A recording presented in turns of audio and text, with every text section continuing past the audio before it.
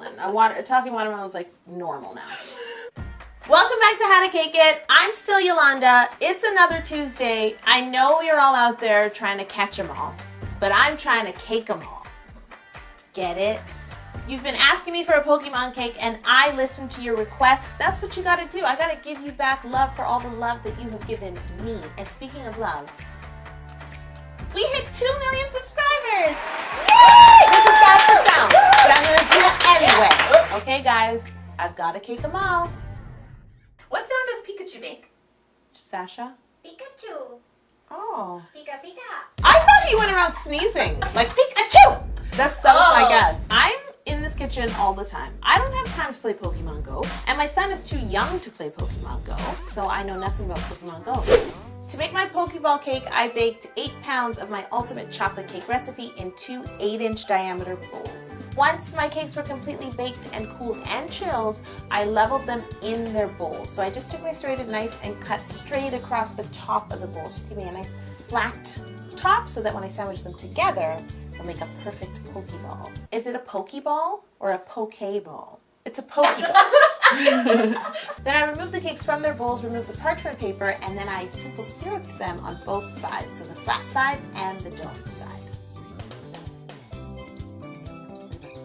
Now I'm going to place both my half sphere cakes onto 2 cake boards with the flat side down, and I'm going to crumb coat and chill. Uh-oh. Spatula, gotta cake 'em all. So I crumb coat and chill each half sphere with my Italian meringue buttercream and place it in the fridge to chill. If you want to know how to make my Italian meringue buttercream, there is a link for a full video tutorial below, as well as a link to my spatula set, which comes in handy for crumb coating.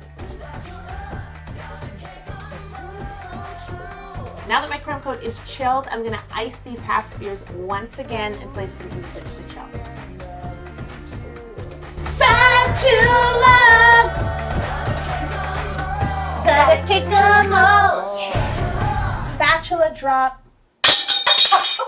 I have more than one. That hurt my ear.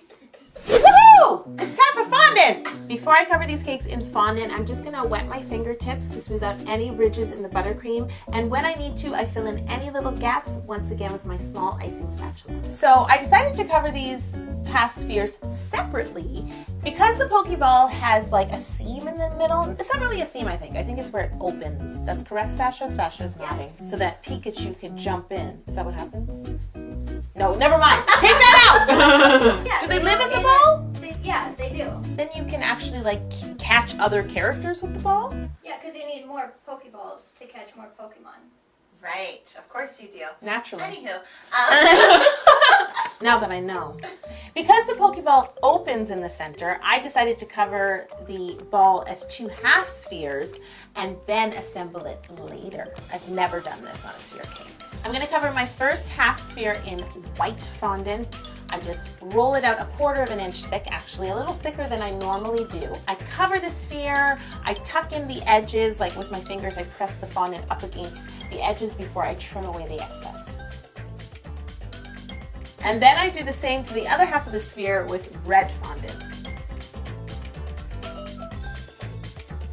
And I conquered my sphere fear once again. Sphere fear. Can we like punch in and be scary like, music. yeah.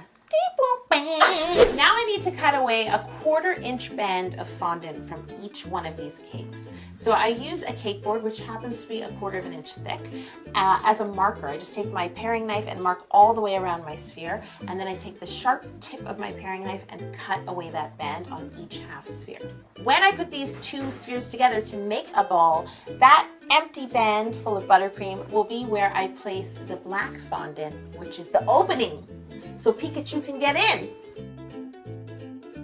I looked at a lot of Pokeball images online, and I feel that the Pokeball looks like a little bit shiny. So I wanted to give the white half a bit of sheen, and what I did is I painted it with a little bit of pearl luster dust and lemon extract, just a thin coating so it wasn't flat white.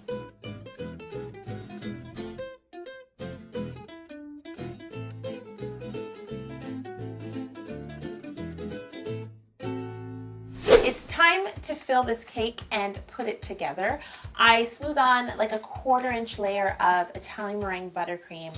I really didn't want the buttercream to smush out when I added the other sphere on top because it's heavy. So I took that bottom half and put it in the fridge to chill and let the buttercream set before adding the top cake. So smart, yo.